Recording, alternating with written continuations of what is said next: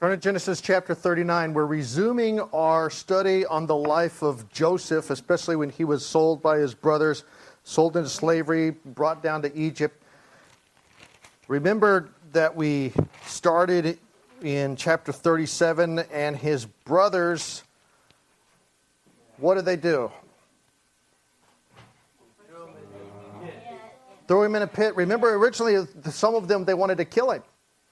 And then Judah said, well, wait a minute, what profit is it if we kill him? Why don't we do something to where we'll benefit from it better, even though we're going to get rid of him? Reuben didn't want them to kill him, so Reuben persuaded them to just throw him in the pit. Reuben leaves, comes back, finds out Joseph's gone, said, where's Joseph? Well, we sold him to some traveling merchants, sold him as a slave, and they killed a goat, got the blood of the goat, put it on Joseph's coat of many colors, went back to their father Jacob and lied and pretended to play dumb and ignorant. Hey, Dad, we found this coat out in the field, and we're not sure. It kind of looks like Joseph's. You would know better than we would. Is this Joseph's garment with this blood on it?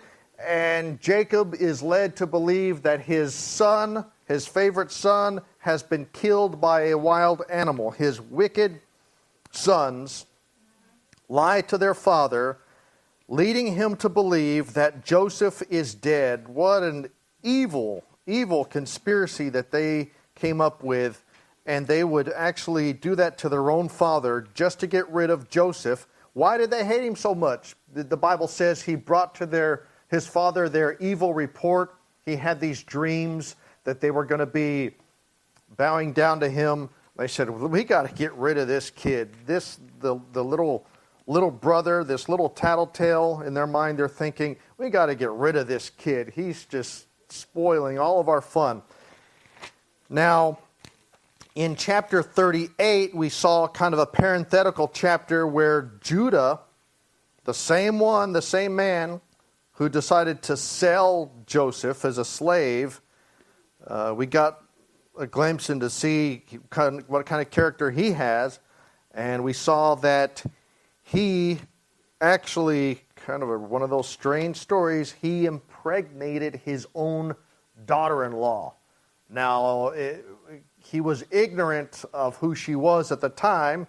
She pretended to be a prostitute, and she was veiled. She was hidden in a sense, and her true appearance was not disclosed. So she tricked him, but that was a strange chapter there. So now we're going to resume with Joseph's continuation of Joseph and all the things that he goes through. So chapter 39, verse 1, and Joseph was brought down to Egypt, and Potiphar, an officer of Pharaoh, captain of the guard, an Egyptian, bought him of the hands of the Ishmaelites, which had bought him down thither.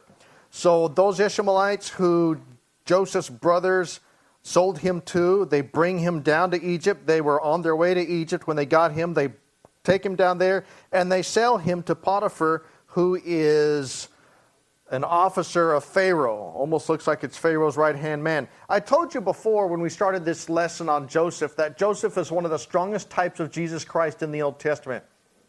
But I told you that instead of me going through all of these ways of how he's a type as we're going through it, I'm not going to do that. That's how most people teach it. What I'm going to do is I'm going to intentionally skip over those details and wait till the end.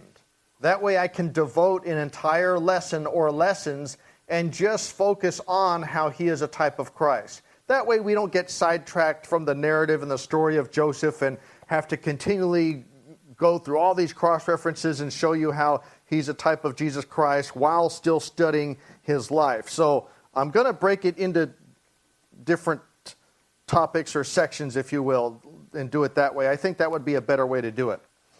Potiphar, an officer of Pharaoh, purchases Joseph from the Ishmaelites. Let's keep reading verse 2. And the Lord was with Joseph, and he was a prosperous man, and he was in the house of his master, the Egyptian. That would be Potiphar. And his master saw that the Lord was with him, and that the Lord made all that he did to prosper in his hand. And Joseph found grace in his sight, and he served him. And he made him overseer over his house, and all that he had put into his hand. And it came to pass from the time that he had made him overseer in his house, and over all that he had, that the Lord blessed the Egyptian's house for Joseph's sake. And the blessing of the house was upon all that he had in the house and in the field. So Potiphar is so impressed with Joseph's performance and Joseph's character when he has him as a slave that he makes Joseph an overseer over his whole house. Now that's pretty impressive. Go to Ephesians chapter 6. You know, your life, your Christian life, and even outside of being a Christian, but just your regular performance, maybe on the job or your character, should emulate that in certain aspects. One preacher said, a Christian, he said, all things being equal, a Christian should be able to outdo a non-Christian every time, all things being equal. Now, of course, there are unbelievers who they're more educated, maybe more intelligent, more experienced in certain things, but he said, all things being equal. If you have the equal intelligence and experience and the skills and all those things, a Christian should be able to outdo a lost man, or at least match his performance. Why? Because the Christian has the advantage in that he's not just doing it for his employer, his boss, his supervisor, but he's serving the Lord at the same time. And a lost man doesn't have that incentive. Go to Ephesians chapter 6. Ephesians chapter 6. In Ephesians chapter 6, look at verse 5. Servants, be obedient to them that are your masters according to the flesh, with fear and trembling, in singleness of your heart, as unto Christ. So when you're serving somebody, and I understand the context of this is a servant and a master, but in a spiritual, practical aspect, if you are serving a master, an employer, somebody like that on the job, it's not good enough to just be a good Christian and just be spiritual. But you should be a good employee as far as your job performance. I've known guys on the job who were really zealous and gung-ho and witnessing to people and all that, but when it came to their job performance, they were lousy. Oh yeah. I've known Christians who were very zealous and always witnessing to people, and they were known to call in sick when they weren't sick. What kind of testimony do you think that is? No, it's not good. I've known Christians who were so zealous for witnessing to people that they got fired for witnessing to people, especially to Mormons. You know, there's a lot of Mormons where I work at Turtle Bay, being at close proximity to Aiea, BYU. There's a lot of BYU students who work there. So there was this guy, and he was just hammering and hammering and hammering. These Mormons weren't even working in our same department, but within the hotel who he'd crossed paths with. And he was always giving them anti-Mormon literature and videos and all of this and they were complaining to the management, and he was warned several times, and he told them they worship the devil and all of this, and the guy got fired. And he should have gotten fired, because that's not what he was hired to do. He was a lousy employee. Now, they call that, have zeal without knowledge. That's what that is. Notice the Bible doesn't say Joseph was constantly witnessing to Potiphar and telling this and all. No, it just says that what he was doing, as a servant, what Potiphar left him in charge to do, he was doing it very well. That should be a testimony in and of itself sometimes. Let's continue. Ephesians chapter 6, look at verse 6. It talked about serving in verse 5, and then in verse 6 it says, not with eye service as men pleasers. What does that mean, eye service? What's that? Not with eye service. Meaning, don't do a good job only when somebody's looking. Not doing a good job just to be seen as doing a good job, but doing a good job with the right intentions, being sincere about it, not with eye service as men pleasers. Oh, I'm just doing this just to please the boss. Oh, the boss didn't come in today. He called in sick, so all right, I'm just going to goof off now. Oh, the boss is looking. I better do the good job. Oh, he's not looking. I'm going to go and see.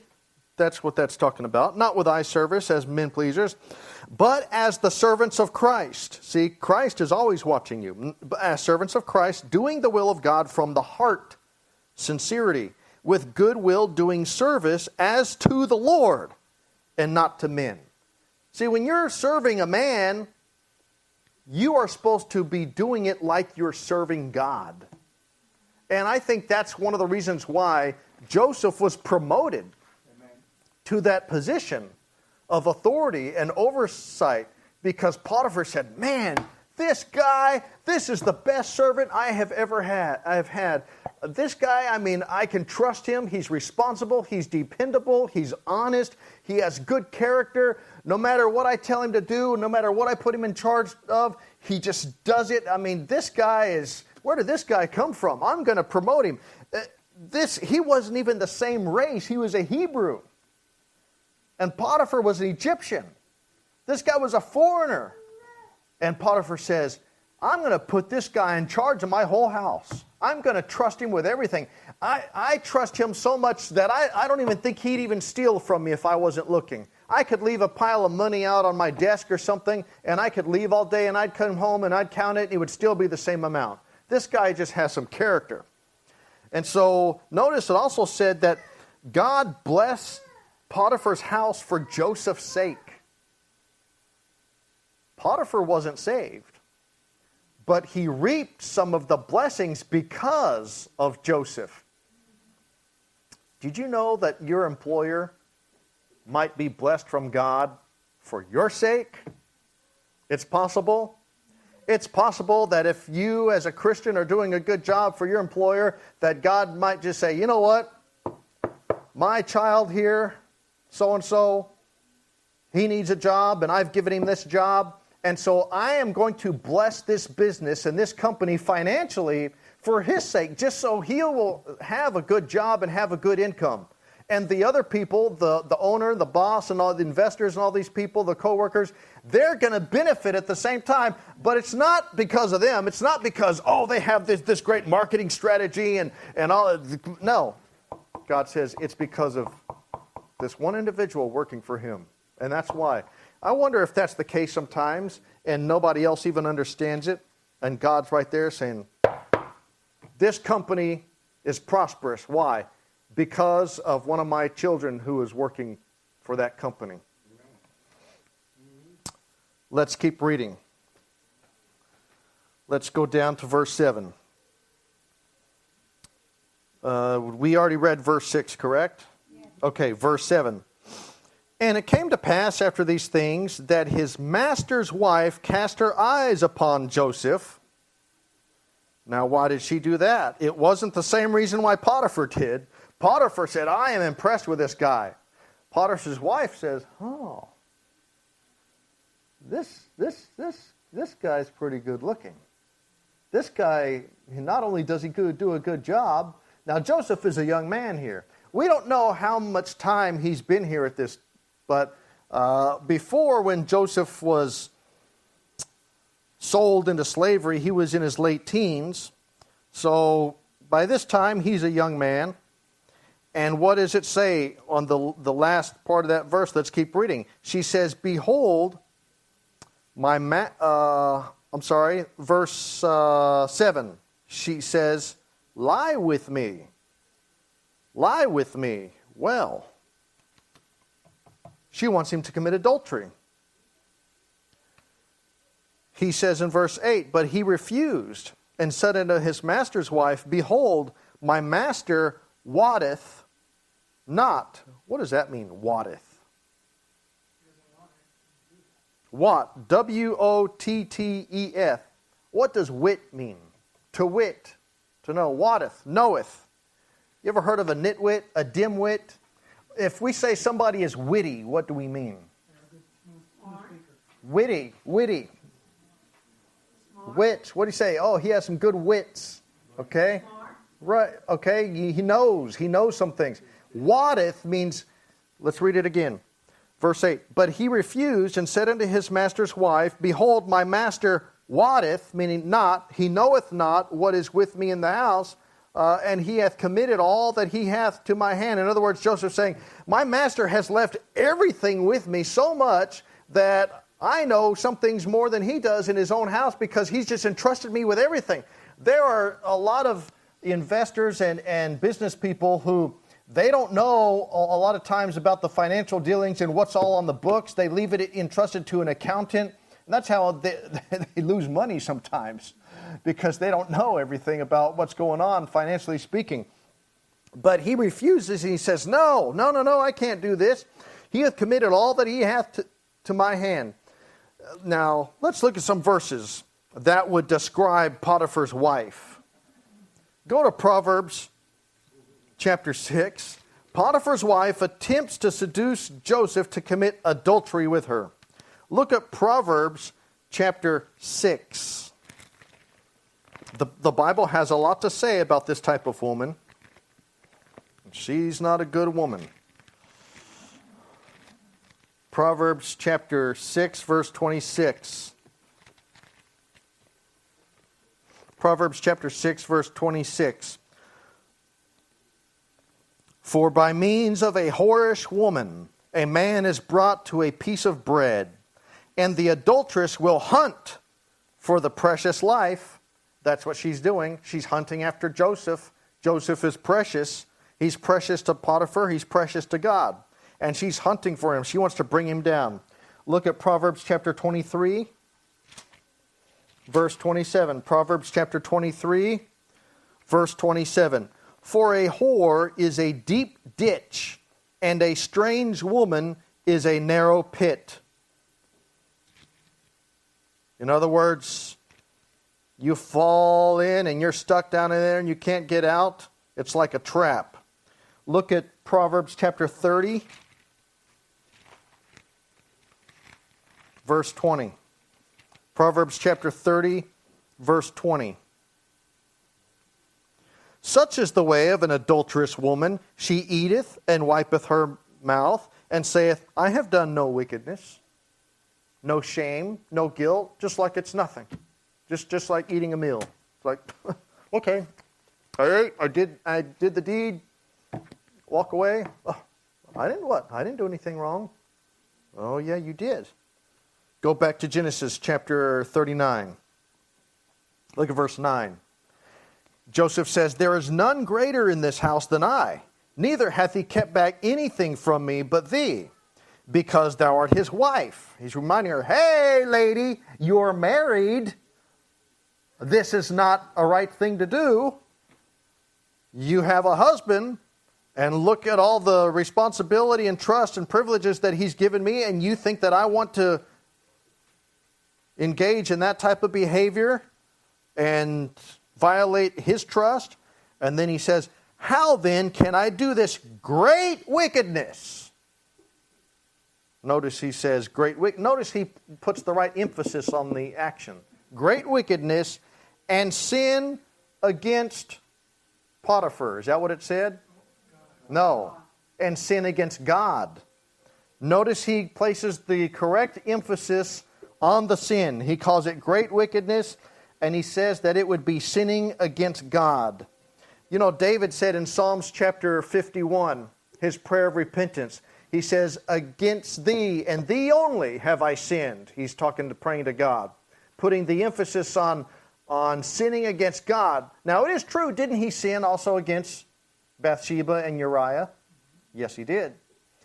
But comparatively speaking, sinning against man versus sinning against God is so great that he overlooked that part, and he put all the emphasis on sinning against God, because knowing that sin is transgression of the law.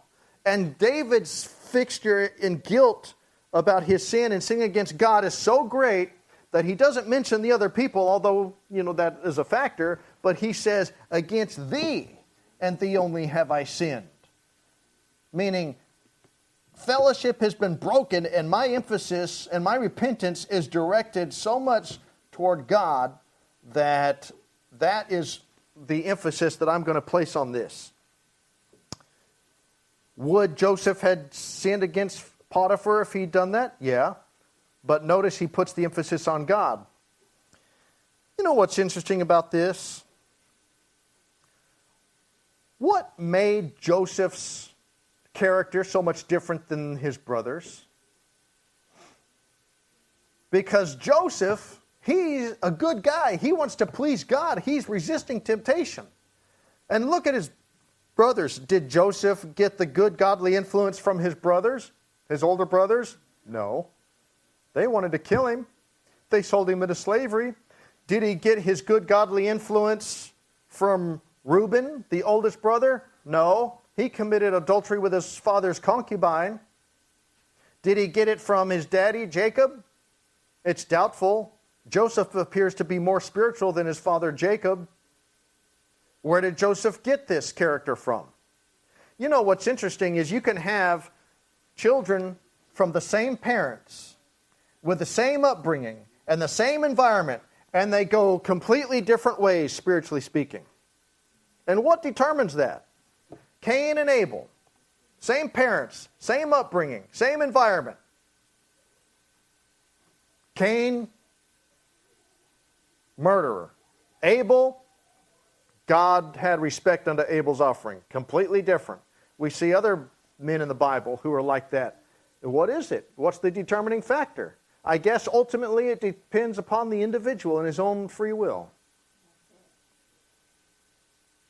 You can have the best godly Christian parents and the best upbringing and be raised in vacation Bible school and going to church and learning your memory verses and go to Christian school and go to Bible college and all of those things. And your parents can do everything that they can to possibly hope that you turn out to be spiritual and good, godly and all of that. And it's not always a guarantee, we've seen. I've seen guys I've graduated from Bible college with, and some of them go into the ministry, and some of them go back into the world. You wouldn't even know they're saved. And I'm thinking, what is that? Why? Man's free will. That's right. That's right. Nobody can force you to do right. Ultimately, it's up to you. What do they say? You can lead a horse to water, but you can't make him drink. And it's ultimately, it is up to you as an individual if you're going to do right and serve God. Amen. Let's continue. I want to say one more thing about this. He says, how then can I do this great wickedness and sin against God? You know, a lot of people have misplaced priorities when it comes to even sin and wickedness. There was a guy at work, one of my coworkers, he's a professing Christian. And he was talking about how he was trying to quit a certain addiction that he had. And I just kind of wanted to pick his mind a little bit and just kind of see what kind of thinking process he had. I said, why are you going to do that? Why are you going to quit? I just wanted to hear his reasons. He said, well, it's unhealthy. Well, it's costing me money. Well, it's this. Well, it's that. Well, and he named off this whole list of reasons why it's better not to use a particular substance that he was using. And he's a professing Christian. And he did not say one thing about the fact that it was displeasing to God and that it was a sin. He named off a whole list of reasons why it was bad, and they were all selfish reasons. Money, health, my marriage, this, that. And then after he named off that whole list, I said, what about God? Amen. He said, well, what do you mean? I said, what about the fact that it's a sin against God? The guy's a professing Christian. And then he said, oh, yeah, well, there's that too. There's that too? Yeah, there's that too. You know what his problem was? He had misplaced priorities. That should have been the first reason. And all of those other reasons should have been secondary. The first reason, no matter if it costs you money or whatever else it is in your life that thing is having a bad effect upon, the first reason is if God said it's wrong, if the Bible says it's a sin, that should be reason enough. Amen. Misplaced priorities. Joseph said, I can't do this thing and sin against God. Look at verse 10. And it came to pass as she spake to Joseph day by day, that he hearkened not unto her, to lie by her, or to be with her day by day. Now, it doesn't say how many days. We do know it was more than one day. It was probably more than 2 days, because it says day by day. What do you think that was like? Joseph having to be there in that house while her husband is gone, and he's a servant. So as a servant, she does have some authority over him. And she's day by day, here's this young man, young single man, in this house, and this adulteress saying, Joseph, it's not just teasing, it's not just a flirt. She's saying, get over here with me. Now, day by day, what do you think she was doing? Joseph, can you come and help me open this? I can't open this. Can you help me? Joseph, okay, here. Oh, you're so strong, Joseph. Puts her arm on his hand on his shoulder. Oh, you're so strong. Look at these muscles, Hebrew boy, Joseph. Probably wearing some revealing clothing, being very, very seductive. And Joseph has to endure that. And in his mind, he's saying, don't do it, don't do it, don't do it, don't do it. She's saying, do it, Joseph, do it, do it, do it. Now that's a battle of the flesh. I mean, we can look at this and laugh and joke about it, but I'll tell you what, I bet that his flesh was struggling with temptation. And his conscience was telling him, don't do it, it's a sin, it's a sin, it's a sin. And he could have justified it and said, look, my own brothers sold me into slavery. Look what kind of position that I'm in. She has authority over me. God has forsaken me. I might as well just take advantage. I mean, I owe it to myself. Look at the position I'm in. I'm never going to see my father again. He thinks I'm dead. My own brothers, they hated me. They sold me as a slave. I might as well. What do I have to lose? Why should I continue to obey God when He has allowed me to get sold into slavery into another country? What kind of loyalty should I have to a God like that? But he resisted that type of thinking. Let's continue reading.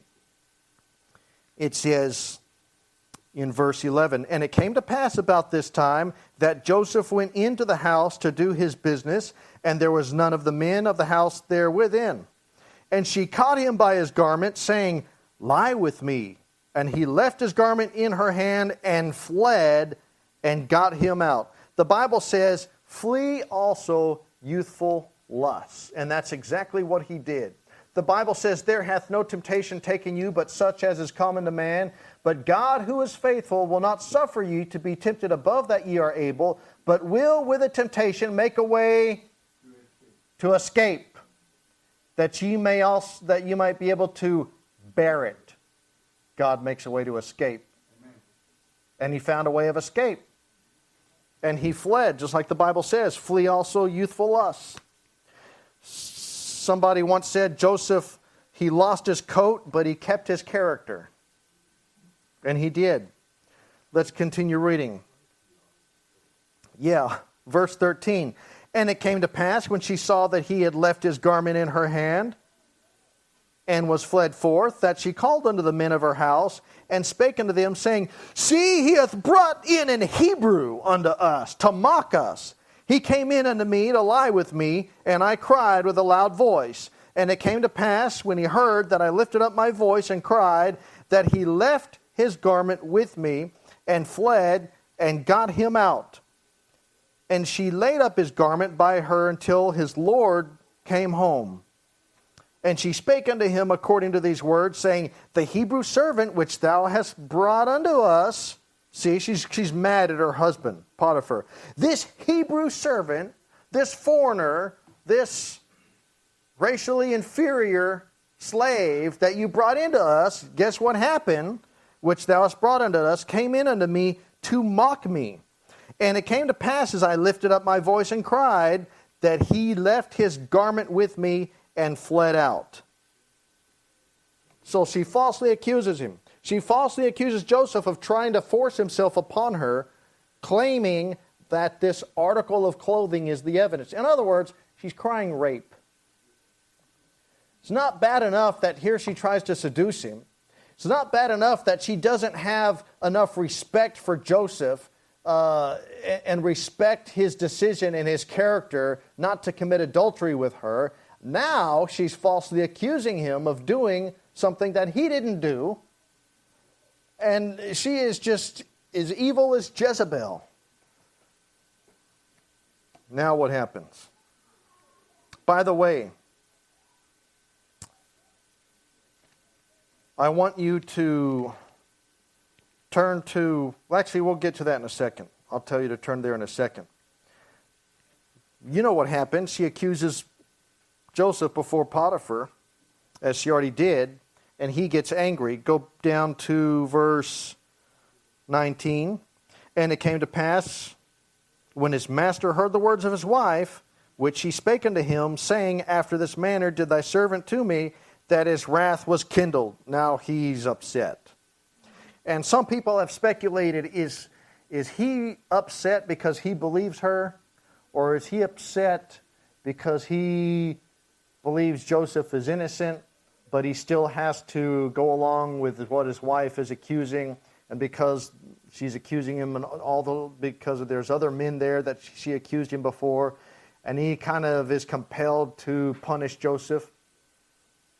Remember when Daniel was thrown in the lion's den? The king didn't really want to do it, did he? But he was compelled to, right? For the oath's sake and to save face. But in his heart, he knew Daniel was a good guy. And I wonder right here if Potiphar is really thinking that Joseph actually did this, or does he think he's probably thinking, Joseph wouldn't do that. I mean, look at this guy. I trust him with my money. I trusted him with my own wife. This guy, I made him overseer of my house. This guy, never had anybody like this. Definitely, Joseph would not do this. And if he's married to this adulterous, good-for-nothing wife, then he knows what kind of woman she probably is, or has the tendency to be. I would think so. And he's probably thinking, this doesn't sound right. I'll bet there's more to the story than what she's saying. And he might be in denial, and he's thinking, in the back of his mind, you know what? I remember that one time when she did this and that, and I wouldn't put it past her to probably take advantage of this young guy, and I don't want to believe it. But I'm going to have to take her word against his. Because if I don't, it's going to make me look bad. Some people speculate that's what's going on. That's the real reason why he's so upset. Yeah, right. What did you say about verse 8? Verse 8, it says he didn't know, he was just into his own affairs and his business, that he wasn't aware of what's going on in the house, because he gave it all to Joseph, you know what I mean? So he wasn't aware of what was going on, I think. Oh, I know he wasn't aware because he wasn't even there at the time. Yeah. She wouldn't do it if he's there home. Yeah, but I'm saying he wasn't aware of her little scandalous, you know. Well, but I mean, if he's married to her, he's got to know something about her, about what kind of character she might have, or her tendency or whatever. That's what I was saying. That he might in the back of his mind be thinking,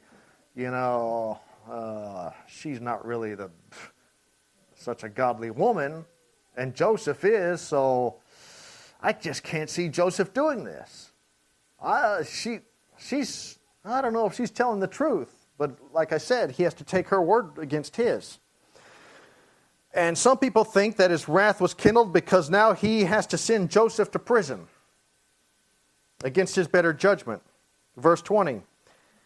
And Joseph's master took him and put him into the prison, a place where the king's prisoners were bound, and he was there in the prison. Go to Psalms chapter 105.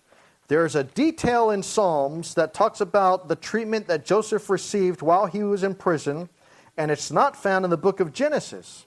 It's very interesting how the Bible will give us some additional details about things in other parts of the Bible, and they're just small little details that are written way later on somewhere else in the Bible in the future that shed light on events of the past. And here's one of the examples.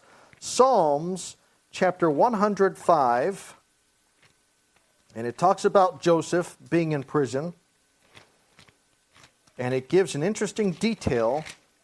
Psalms chapter 105, verse 17 and 18. It says, He sent a man before them, even Joseph, who was sold for a servant. Watch verse 18. Whose feet they hurt with fetters. He was laid in iron. Well, that would be when he's in prison, I would think. What does that mean? What are fetters? Shackles. His feet they hurt with fetters, shackles. He was laid up in iron. That's interesting. So he's chained, he's bound, he's not in a very comfortable position. Probably not easy to sleep at night when you have these. It says they hurt his feet with shackles. Okay, so they're on tight. How'd you like to have some really tight handcuffs or shackles you're bound in for a long period of time? Okay, back then they didn't have these prisoners' rights and things like we have today where you could sue the state for mistreating you. Go back to Genesis chapter 39. You know, there's a verse in 1 Peter chapter 2, verse 19. Blessed are they, this and this, that, who suffer wrongfully. Suffer wrongfully, and that's what Joseph is doing. He's suffering wrongfully. Can you imagine what Joseph might be thinking now? Now he's in prison. He's falsely accused. He's probably thinking, oh, I would have been better off if I would have just done it. I mean, I stuck to my guns and I resisted this temptation and I didn't want to sin against God. And now look, first God allows me to get sold as a slave. Then I resist days and days and days of this temptation. Now I'm falsely accused for doing the right thing, and I'm ending up being punished for the right thing. Now I'm in prison. Joseph might be thinking, where is God? Where is God? Joseph's probably thinking, I'm giving up. I'm not going to serve this God who treats me like this. He could have thought that way. There would be a natural tendency, humanly speaking, for somebody to think that way. Verse 21. But the Lord was with Joseph. All right, God didn't forsake him. It could have seemed like that at the time. Joseph could have thought that, but that's not the case. The Lord was with Joseph and showed him mercy and gave him favor in the sight of the keeper of the prison. Just like Potiphar, the keeper of the prison says, man, this is the best inmate I've ever had. This guy is a role model inmate. He is just... I don't even think he's guilty. He's just such a good guy. I can't even believe that he did what they're accusing him of doing. And the keeper of the prison committed to Joseph's hand all the prisoners that were in the prison, and whatsoever they did there, he was the doer of it. The keeper of the prison looked not to anything that was under his hand, because the Lord was with him, and that which he did, the Lord made it to prosper.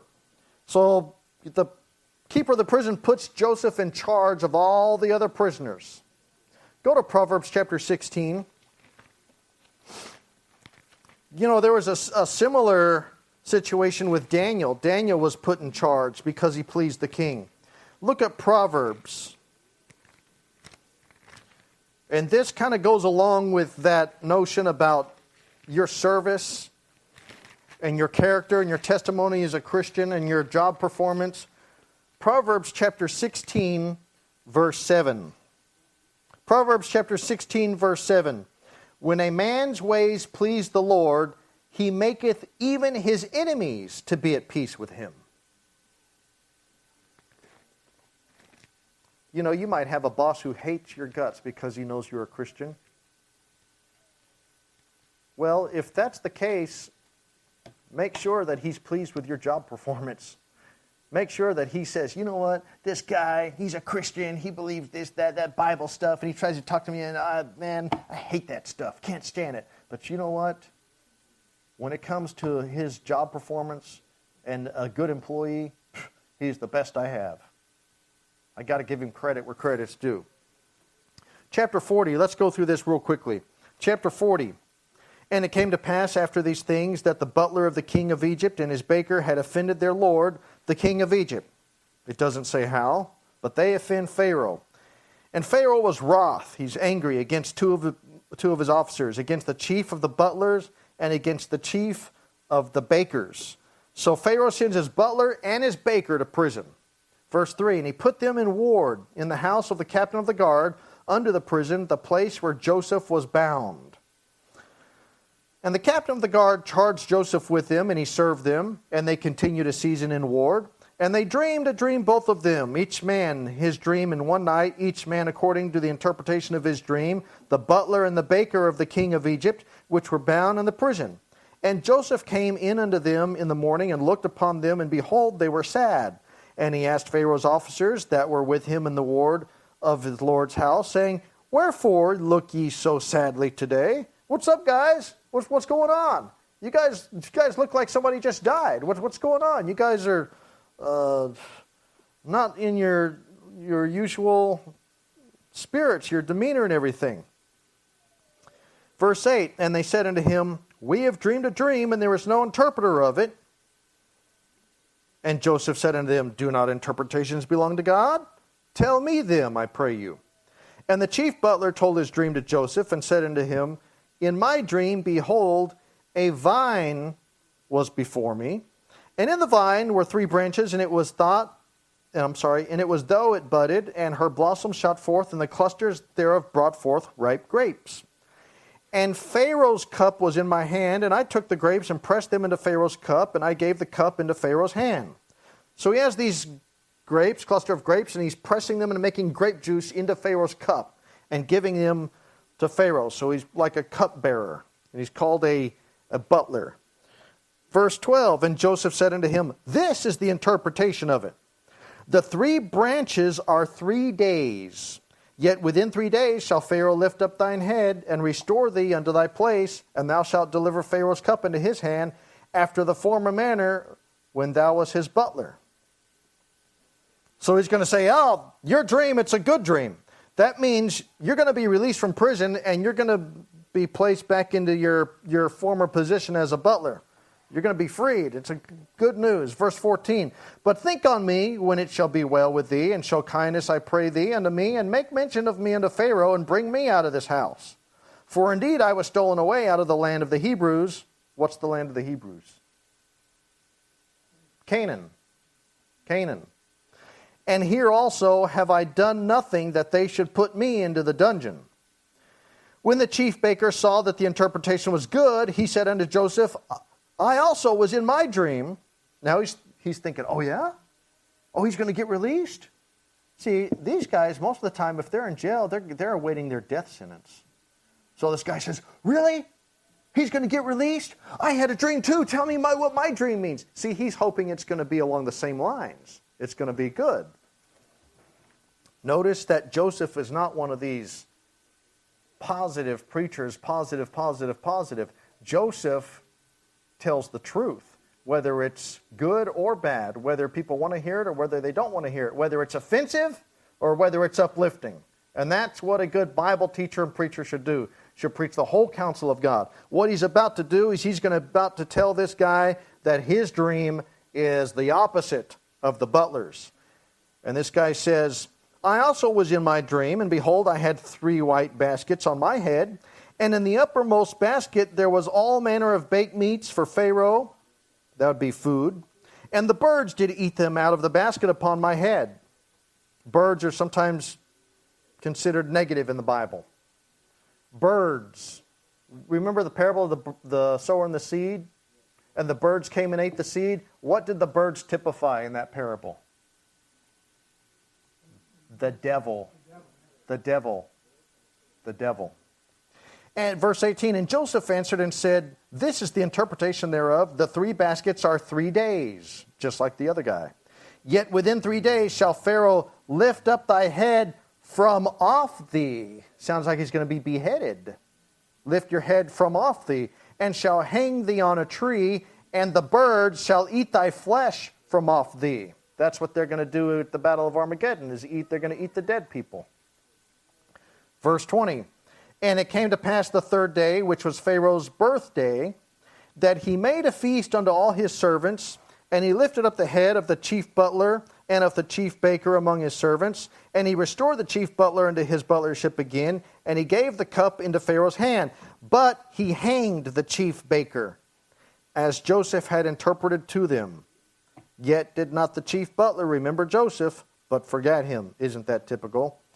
So the butler is restored, the baker is executed. You know what's interesting about this? Go back to verse 20. That happened on Pharaoh's birthday, right? Did you know twice in the Bible when it mentions somebody's birthday that somebody is killed?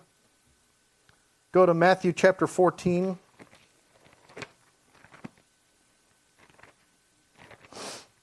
It was Pharaoh's birthday, and that guy was hanged, the baker. Matthew chapter 14.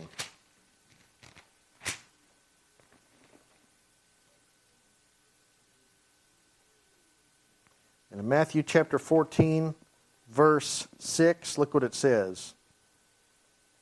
But when Herod's birthday was kept, and what happened after that? John the Baptist was beheaded. Is it wrong to celebrate birthdays? The Jehovah's Witnesses think it is. You know why? They say it's pagan in origin. Well, it might be. But a lot of things in our culture have pagan origins. That doesn't necessarily mean that they're bad. Now, here's why. You have to go by the dominant association of that item or event. Dominant association. Today, people do not dominantly associate birthdays with paganism. Do they? No, they don't. If you throw a birthday party for somebody, do people automatically assume, that guy's a pagan, he's observing a pagan deity because look, he's having a birthday party? No, they don't.